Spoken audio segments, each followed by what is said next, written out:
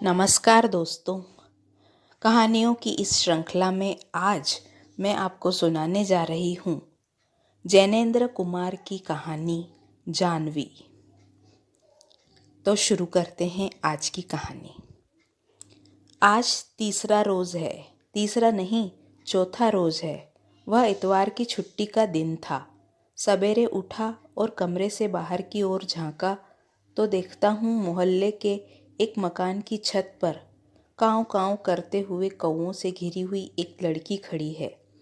खड़ी खड़ी बुला रही है, कौवो आओ, कौवो आओ। कोए बहुत काफ़ी आ चुके हैं, पर और भी आते जाते हैं। वे छत की मुंडेर पर बैठ अधीरता से पंख हिला हिलाकर बेहद शोर मचा रहे हैं। फिर भी उन कौवों की संख्या से लड़की का मन जैसे भरा ही नहीं। बुला रही है, कौवो आओ, कौवो आओ। देखते देखते छत की मुंडेर कौवों से बिल्कुल काली पड़ गई। उनमें से कुछ अब उड़कर उसकी धोती से जा टकराने लगे। कौवों के खूब आ घिरने पर लड़की मानो उन आमंत्रित अतिथियों के प्रति गाने लगी, कागा चुन चुन खाइयो। गाने के साथ उसने अपने हाथ की रोटियों में से तोड़ तोड़ कर नन्हे नन्हे टुकड़े भी चारों तरफ फेंकने शुरू किए। गाती जाती थी, कागा चुन चुन खाइयो। वह मग्न मालूम होती थी और अनायास उसकी देह थिरक कर नाच सी जाती थी। कौवे चुन चुन कर खा रहे थे और वो गा रही थी, कागा चुन चुन खाइयो। आगे वह क्या गाती? कौवों की काँव काँव और उनके पंखों की फड़फड़ाहट के मारे साफ सुनाई न दिया। कोए लपक लपक कर मानो छूटने से पहले उसके हाथों से टुकड़े छीन ले रहे थे।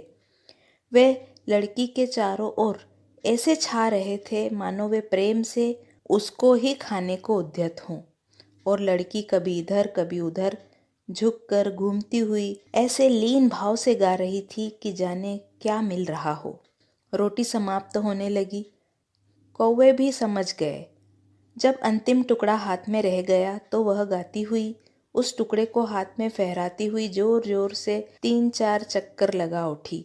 फिर उसने वह टुकड़ा ऊपर आसमान की ओर फेंका। कौवो खाओ, कौवो खाओ। और बहुत से कौवे एक साथ उड़कर उसे लपकने झपटे। उस समय उन्हें देखती हुई लड़की मानो आनंद में चीखती हुई सी आवाज में गा रही थी, दो नैना मत खाइयो, मत खाइयो, पियो मिलन की आस। रोटियां खत्म हो गईं, कौवे उड़ चले। लड़की एक एक कर उनको उड़कर जाता हुआ देखने लगी। पल भर में छत कोरी हो गई। अब वह आसमान के नीचे अकेली अपनी छत पर खड़ी थी। आसपास बहुत से मकानों की बहुत सी छतें थीं। उन पर कोई होगा, कोई ना होगा, पर लड़की दूर अपने कौवों को उड़ते हुए जाते हुए देखती रह गई। गाना समाप्त हो गया। धूप अभी फूटी ही थी। आसमान गहरा नीला था। लड़की के होंठ खुले थे, दृष्टि स्थिर थी। जाने भूल सी वह क्या देखती रह गई थी। थोड़ी देर बाद उसने मानो जाग कर अपने आसपास के जगत को देखा। इसी की राह में क्या मेरी और भी देखा? देखा भी हो शायद, पर मैंने उसे नहीं देखा। उसके देखने में सचमुच कुछ दिखता ही था, यह मैं कह नहीं सकता, पर कुछ ही पल के अनंतर वह मानो वर्तमान के प्रति, वास्तविकता के प्रति चेतन हो आई। तब फिर बिना देर लगाए चटपट उतरती हुई वह नीचे अपने घर में चली गई। मैं अपनी खिड़की में खड़ा खड़ा चाहने लगा कि मैं भी देखूं कि कौवे कहाँ कहाँ उड़ रहे हैं और वे कितनी दूर चले गए हैं। क्या वे कहीं दिखते भी हैं? पर मुश्किल से मुझे 2-1 कौवे ही दिखे। वे निरर्थक भाव से यहाँ बैठे हुए थे या वे वहाँ उड़ रहे थे। वे मुझे मूर्ख और घिनौने मालूम हुए। उनकी काली देह और काली चोंच मन को बुरी लगी। मैंने सोचा कि नहीं, अपनी देह में कौवों से नहीं नुचवाऊंगा। छी, घुन घुन कर इन्हीं के खाने के लिए क्या मेरी देह है? मेरी देह और कौवे, छी। जान पड़ता है खड़े खड़े मुझे काफ़ी समय खिड़की पर ही हो गया, क्योंकि इस बार देखा कि ढेर के ढेर कपड़े कंधे पर लादे वह लड़की फिर उसी छत पर आ गई है। इस बार वह गाती नहीं है, वहाँ पड़ी एक खाट पर उन कपड़ों को पटक देती है और उन कपड़ों में से एक एक को चुनकर फटक कर वहीं छत पर फैला देती है। छोटे बड़े उन कपड़ों की गिनती काफ़ी रही होगी। वे उठाए जाते रहे, फटके जाते रहे, फैलाए जाते रहे, पर उनका अंत ही आता न दिखा। आखिर जब खत्म हो गए तो लड़की ने सिर पर आए हुए धोती के पल्ले को पीछे किया। उसने एक अंगड़ाई ली, फिर सिर को जोर से हिलाकर अनबंधे अपने बालों को छिटका लिया और धीमे धीमे वहीं डोलकर उन बालों पर हाथ फेरने लगी। कभी बालों की लट को सामने लाकर देखती, फिर उसी को लापरवाही से पीछे फेंक देती। उसके बाल गहरे काले और लंबे थे। मालूम नहीं उसे अपने इस वैभव पर सुख था या दुख था, पर वह कुछ देर उंगलियां फेर फेर कर अपने बालों को इकट्ठा समेटकर झटपट जूड़ा सा बांध पल्ला सिर पर खींच वह नीचे उतर गई। इसके बाद मैं खिड़की पर नहीं ठहरा। घर में छोटी साली आई हुई है, इसी शहर के दूसरे भाग में रहती है और ब्याह न करके कॉलेज में पढ़ती है। मैंने कहा, सुनो यहाँ आओ। उसने हंसकर पूछा, यहाँ कहाँ? खिड़की के पास आकर मैंने पूछा, क्यों जी, जानवी का मकान जानती हो? जानवी? क्यों, वह कहाँ है? मैं क्या जानता हूँ कहाँ है, पर देखो वह घर तो उसका नहीं है। उसने कहा, मैंने घर नहीं देखा, इधर उसने कॉलेज भी छोड़ दिया है। चलो अच्छा है, मैंने कहा और उसे जैसे तैसे टाला, क्योंकि वह पूछने ताछने लगी थी कि क्या काम है, जानवी को मैं क्या और कैसे और क्यों जानता हूँ। सच यह था कि मैं रत्ती भर उसे नहीं जानता था। एक बार अपने ही घर में इसी साली की कृपा और आग्रह पर एक निगाह कर एक को देखा था। बताया गया था कि वह जानवी है और मैंने अनायास स्वीकार कर लिया था कि अच्छा वह जानवी होगी। उसके बाद की सच्चाई यह है कि मुझे कुछ नहीं मालूम कि उस जानवी का क्या बन गया और क्या नहीं बना, पर किसी सच्चाई को बहनोई के मुंह से सुनकर स्वीकार कर ले तो साली क्या, तिस पर सच्चाई ऐसी की नीरस, पर ज्यों त्यों मैंने टाला। बात बात में मैंने कहना भी चाहा कि ऐसी ही तुम जानवी को जानती हो, ऐसी ही तुम साथ पढ़ती थी कि जरा बात पर कह दो, मालूम नहीं, लेकिन मैंने कुछ नहीं कहा। इसके बाद सोमवार हो गया, मंगलवार हो गया और आज बुध भी होकर जा चुका है। चौथा रोज है। हर रोज सवेरे खिड़की पर दिखता है कि कौवे काँव काँव छीन झपट कर रहे हैं और वो लड़की उन्हीं रोटी के टुकड़ों के मिस कर रही है। कागा चुन चुन खाइयो। मुझको नहीं मालूम कि कोए को कुछ उसका खाएंगे, उसे कुछ भी उसकी सोच है। कौवों को बुला रही है, कौवो आओ, कौवो आओ। साग्रह कह रही है, कौवो आओ, कौवो आओ। वह खुश है कि कौवे आ गए हैं और वे खा रहे हैं, पर एक बात है कि जो कौवों को तन चुन चुन कर खा लिया जाएगा, उनको खा लेने में मेरी अनुमति है। वह खा कूक कर तुम सब निपटा देना, लेकिन ए मेरे भाई कौवों, इन दो नैनों को छोड़ देना, इन्हें कभी मत खा लेना। क्या तुम नहीं जानते कि इन नैनों में एक आस बसी है जो पराये के बस है? वे नैना पीयू की वाट में है। ए कौवो, वो मेरे नहीं हैं, मेरे तन के नहीं हैं, वे पीयू की आस को बनाए रखने के लिए हैं, सो उन्हें छोड़ देना। आज सवेरे भी मैंने यह सब कुछ देखा। कौवों को रोटी खिलाकर वह उसी तरह नीचे चली गई। फिर छोटे बड़े बहुत से कपड़े धोकर लाई, उसी भांति उन्हें झटक कर फैला दिया। वैसे ही बाल छितरा कर थोड़ी देर डोली, फिर सहसा ही उन्हें जूड़े में संभाल कर नीचे भाग गई। जानवी को घर में एक बार देखा था। पत्नी ने उसे खास तौर पर देख लेने को कहा था और उसके चले जाने पर पूछा था, क्यों, कैसी है? मैंने कहा, बहुत भली मालूम होती है, सुंदर भी है, पर क्यों, अपने बिरजू के लिए कैसी रहेगी? बिरजू दूर के रिश्ते में मेरा भतीजा होता है, इस साल एमए में पहुंचा है। मैंने कहा, अरे व्रजनंदन, वह उसके सामने बच्चा है। पत्नी ने अचरज से कहा, बच्चा है? 22 बरस का तो हुआ। 22 छोड़ 42 का भी हो जाए, देखा नहीं कैसे ठाठ से रहता है। यह लड़की देखो कैसी बस सफ़ेद साड़ी पहनती है। बिरजू इसके लायक कहाँ है? यूँ भी कह सकती हो कि वह बेचारी लड़की बिरजू के ठाठ के लायक नहीं है। मेरी बात कुछ सही कुछ व्यंग थी। पत्नी ने उसे कान पर भी न लिया। कुछ दिनों बाद मुझे मालूम हुआ कि पत्नी जी की कोशिशों से जानवी के माँ बाप से काफ़ी आगे तक बढ़कर बातें कर ली गई हैं।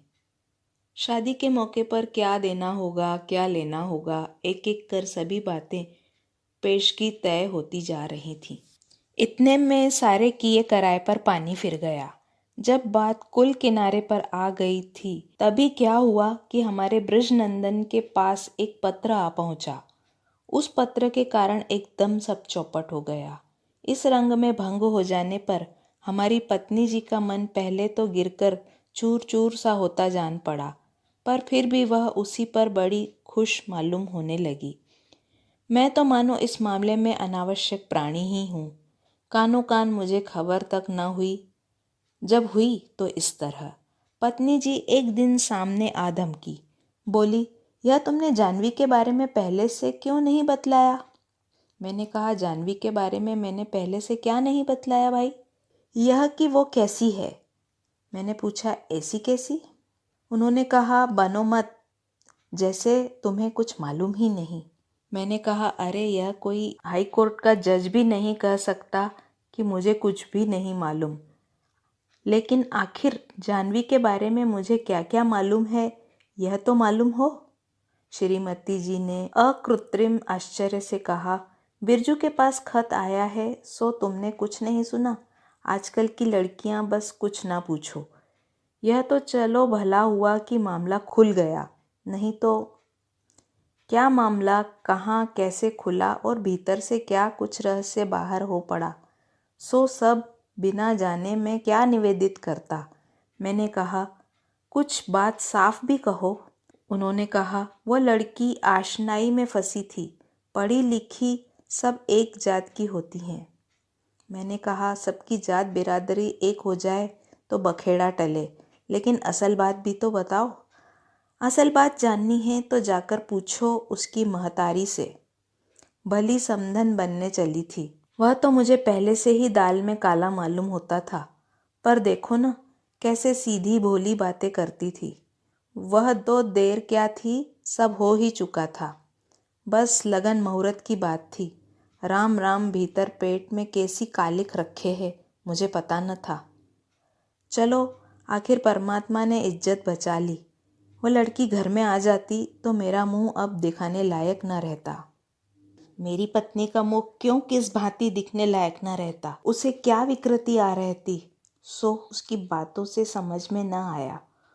उनकी बातों में रस कई भांति का मिला था, तथ्य न मिला।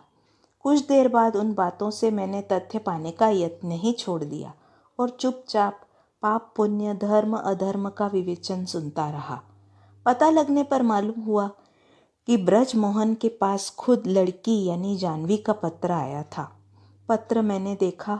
उस पत्र को देखकर मेरे मन में कल्पना हुई कि अगर वह लड़की मेरी होती तो मुझे यह अपना सौभाग्य मालूम नहीं हुआ कि जानवी मेरी लड़की नहीं है। उस पत्र की बात पर कई बार मन में उठी है और घुमड़ती रह गई है। ऐसे समय चित्त का समाधान उड़ गया है और मैं शून्य भाव से, हमें जो शून्य चारों ओर से ढके हुए है, उसकी ओर देखता रह गया हूँ। पत्र बड़ा नहीं था।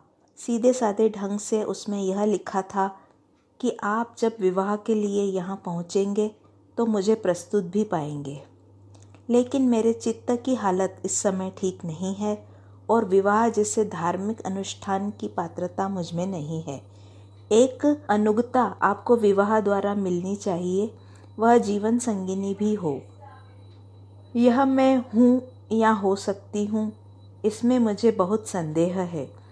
फिर भी अगर आप चाहें, आपके माता पिता चाहें तो प्रस्तुत मैं हूँ।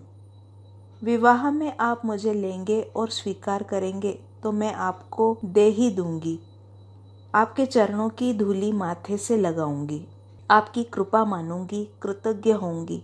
पर निवेदन है कि यदि आप मुझ पर से अपनी मांग उठा लेंगे, मुझे छोड़ देंगे, तो भी मैं कृतज्ञ होंगी। निर्णय आपके हाथ में है, जो चाहे करें। मुझे ब्रजनंदन पर आश्चर्य आकर भी आश्चर्य नहीं होता। उसने दृढ़ता के साथ कह दिया कि मैं यह शादी नहीं करूँगा। लेकिन उसने मुझे अकेले में यह भी कहा कि चाचा जी, मैं और विवाह करूँगा ही नहीं, करूँगा तो उसी से करूँगा। उस पत्र को वह अपने से अलहदा नहीं करता है और देखता हूँ कि उस ब्रजनंदन का ठाट बाट आप ही कम होता जा रहा है। सादा रहने लगा है और अपने प्रति सगर्व बिल्कुल भी नहीं दिखता है। पहले विजेता बनना चाहता था, अब विनयावत दिखता है और आवश्यकता से अधिक बात नहीं करता। एक बार प्रदर्शनी में मिल गया, मैं तो देखकर हैरत में रह गया। ब्रजनंदन एकाएक पहचाना भी न जाता था। मैंने कहा, ब्रजनंदन कहो क्या हाल है? उसने प्रणाम करके कहा, अच्छा है। वह मेरे घर पर भी आया। पत्नी ने उससे बहुत प्रेम किया और बहुत बहुत बधाइयाँ दी कि ऐसी लड़की से शादी होने से चलो भगवान ने समय पर रक्षा कर दी। जानवी नाम की इस लड़की की एक एक छिपी बात बिरजू की चाची को मालूम हो गई है। वह बातें, ओह कुछ ना पूछो। बिरजू भैया, मुंह से भगवान किसी की बुराई ना करावे। लेकिन फिर कहा, भाई अब बहू के बिना काम कब तक हम चलाएं? तू ही बता। क्यों रे, अपने चाची को बुढ़ापे में भी तू आराम नहीं देगा? सुनता है कि नहीं? ब्रजनंदन चुपचाप सुनता रहा। पत्नी ने कहा, और यह तुझे क्या हो गया है? अपने चाचा की बातें तुझे भी लग गई हैं क्या? न ढंग के कपड़े, न रीत की बातें। उन्हें तो अच्छे कपड़े लत्ते शोभते नहीं। तू क्यों ऐसा रहने लगा है रे? ब्रजनंदन ने कहा, कुछ नहीं चाची, और कपड़े घर रखे हैं।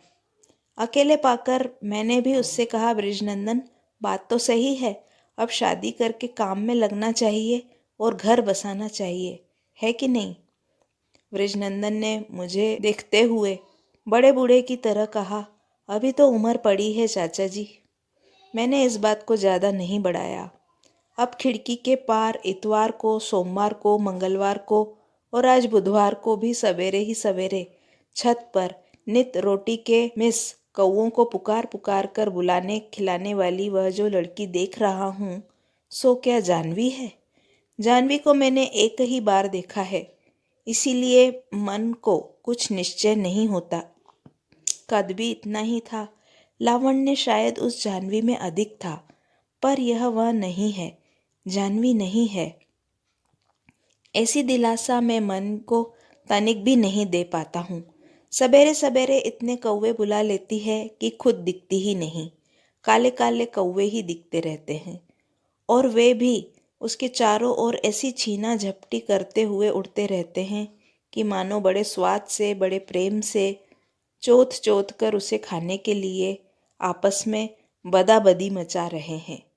पर उनसे घिरी वह कहती है, आओ कौवो, आओ कौवो। जब वे आ जाते हैं तो गाती है, कागा चुन चुन खाइयो। और जब जाने कहाँ कहाँ के कौवे इकट्ठे काँव काँव करते हुए चुन चुन कर खाने लगते हैं, तो फिर भी खाऊ खाऊ करके उनसे उससे और भी ज़्यादा मांगने लगते हैं। तब वह चीख मचाकर चिल्लाती है, कागा नहीं ये, दो नैना मत खाइयो, मत खाइयो, पियो मिलन की आस।